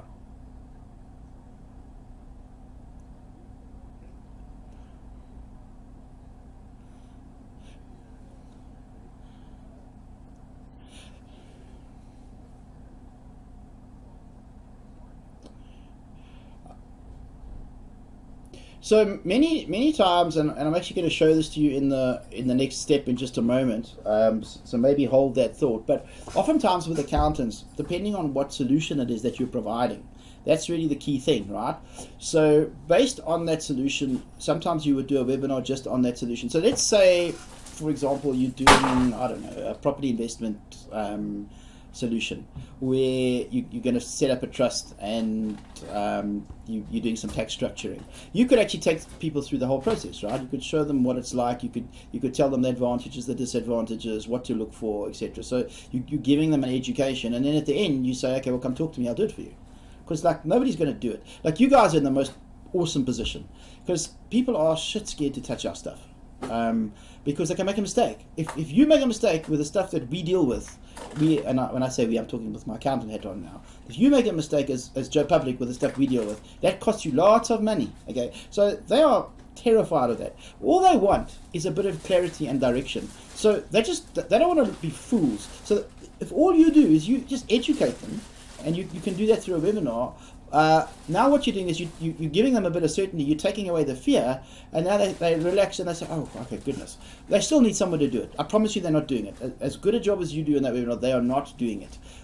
You guys are a case in point. You're all on this webinar today because you could have taken the webinar I gave you, the 2 hour, and did it. Okay, but there's a lot more to it, and you know that intuitively. So just rather get me to hold your hand and run through it. You guys are even in an even better position because you're going to do it for them. They don't even have to do anything. They just say, yeah, they give it to you. So yeah, that's an example of how you would do it. If you were if you were like a crappy commodity type thing, which most accountants are, then you'd have to take them through like the system. How does your what's it like to work with you? These are your staff members. These are the sorts of things we can do. This is the structure of your year. Watch for this. Watch. But you can educate people on anything. So you wouldn't necessarily do a webinar on everything that you do. You do a webinar on something. So the webinar that I'm doing, that I did that got you guys all involved in this was a LinkedIn webinar. So it's just a small piece of my overall solution. But as you can see, I've now I took that, I did 2 hours, and I think we must be somewhere between, I guess, 10 and 12 hours by the time we've finished with all of this that we spent together. And that's excluding the time that you guys have put into it. Okay, and that's just because that's the time that's required for me to take all of that knowledge that I've got and to pass it on to you. But 12 hours, let's call it, in exchange for the learning curve is like nothing. I mean, it's ludicrous. And your clients are the same. They outsource it. They can do all the crap they give you to do, everything, but it doesn't make sense for them to do it. They might as well just give it to you. So there's lots of things you can do. Yeah. Okay. Cool. Any other questions? Well, I'll have some more water while you guys contemplate that. Either I was like really convincing, or again I've confused the crap out of you. One of the two. Okay, we're going with really convincing. Give me a second. Let me move this across to the other side. So, okay, let's get out of that and get back into.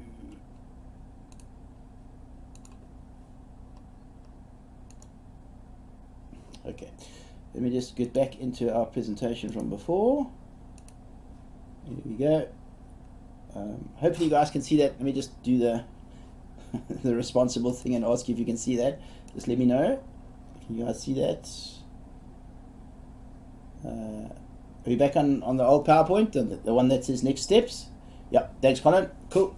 Okay, so what I want to offer you guys here is a one-on-one follow-up consultation. So even if you have done what you were supposed to, and even if you have not done what you were supposed to, doesn't matter. Okay, I'm going to give you guys a free hour of my time. I want to see where you're at. Let me help you out, see if there are any issues.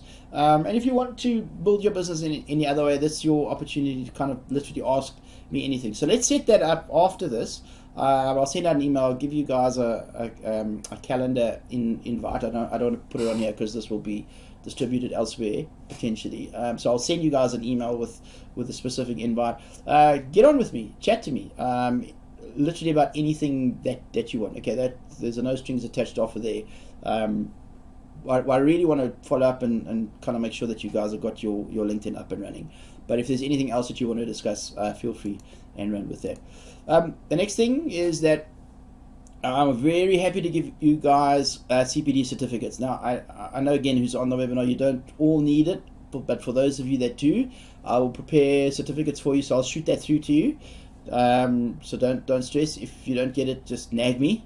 I have known to be a little tardy with admin. It's not my strong point, I have to be honest. I would much rather be teaching you guys these things, but obviously this needs to be done. So just remind me, we'll give you CPD certificates for this. Pretty cool. And then maybe just the last step, if some of you are looking to take this to the next level, one of the best things that we can potentially do is work together on the sales funnel or the signature solution coaching. So my signature solution coaching is what I call my flagship, and really the way that works. In fact, let's just have a look at this. This should be very, very familiar to you at the moment. So the way that I set up the LinkedIn process is exactly what I coach. So I found that it doesn't really matter, and really this is kind of answering the question that you had. And this is a really, really good format for a webinar, and you'll see I do all my webinars on this, and everything that I do I teach via this. So really what I've done is I've developed this is what I call my signature solution. For you guys generally it would be a signature service, because accountants provide services, but of course as we take those services and we package them, they become products. So we've productized our service, and so call it what you will. I call it my signature solution. And really what I have found, no matter who I deal with, and I don't just deal with accountants, I deal with all sorts of industries, is that when we're trying to get a result for somebody, it's a process, isn't it?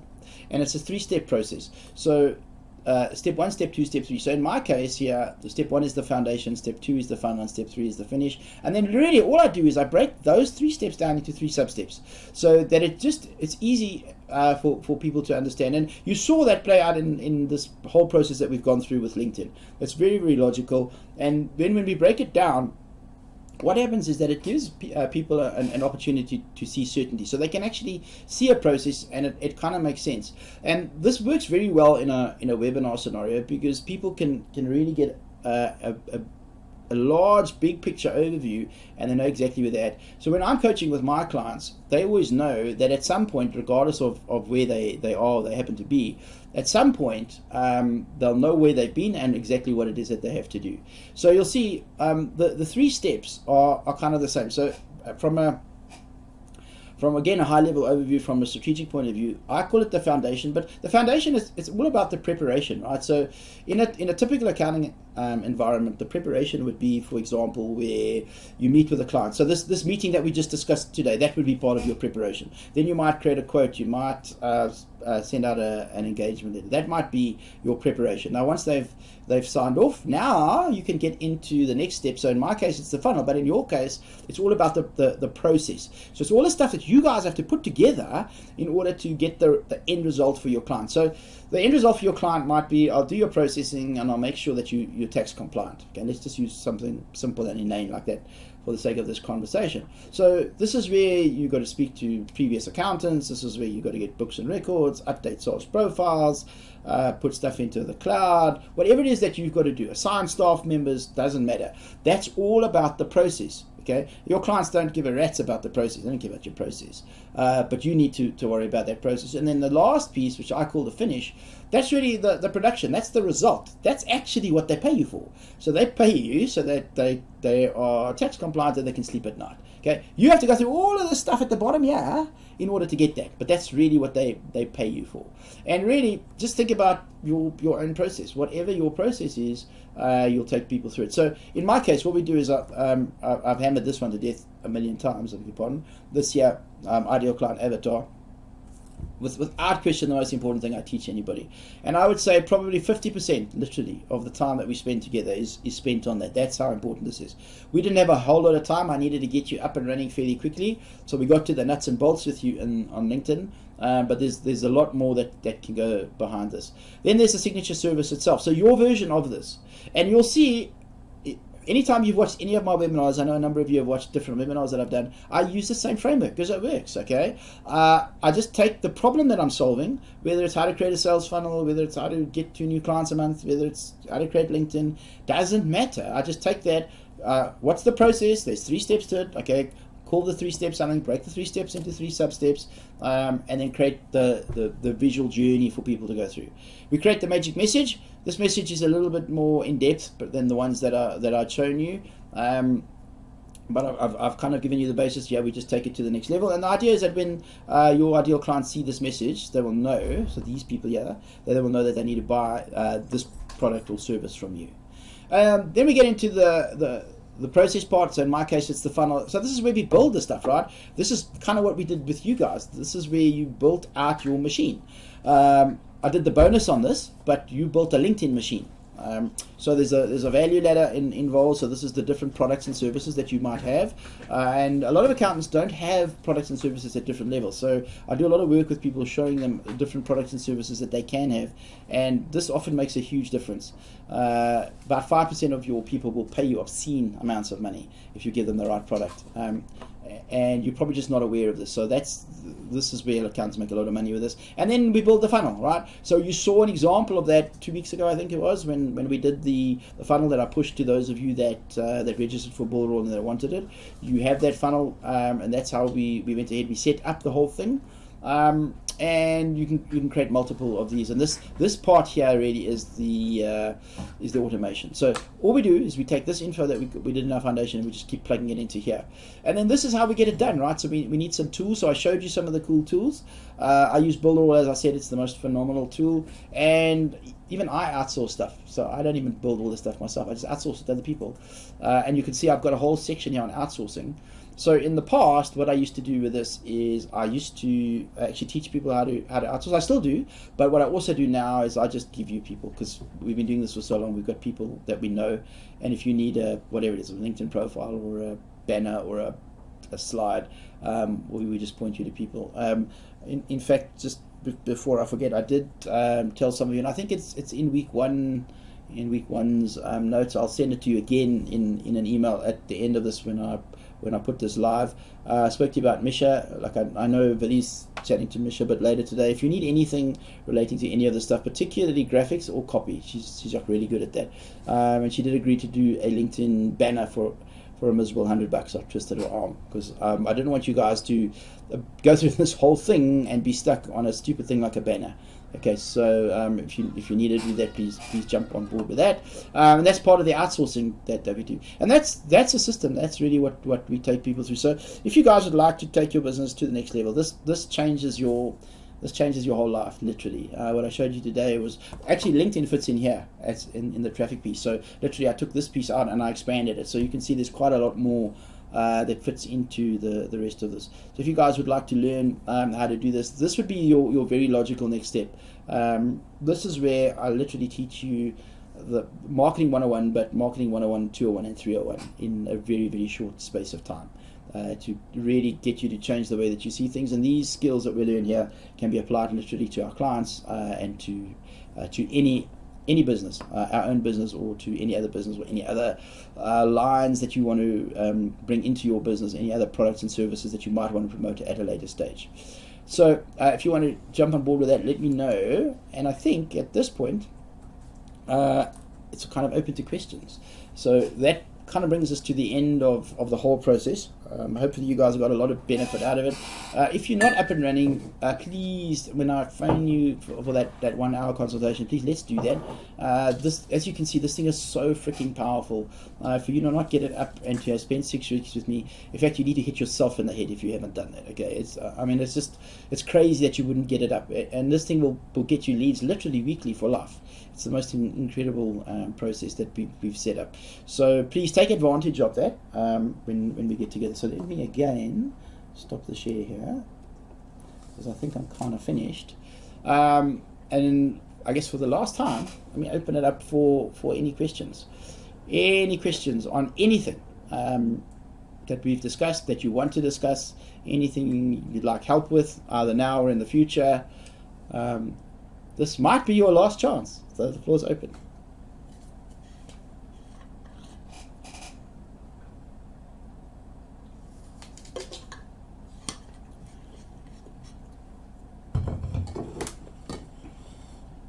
Alright, not seeing any other questions. Nobody's buzzing me to chat. So I'm guessing then we've kind of come to the end. Do you guys have any questions? So Felicity says no questions. Great course. Thanks, Felicity. Much appreciated. Hope you learnt a lot. I know this thing is so powerful if you use it properly. We don't only use it, by the way, in this business. We use it in other areas as well. So the nice thing about it is you can roll it out and find different people in different spaces. So what I often do with my LinkedIn profile, and you'll see if you watch it, I'm about to change it again.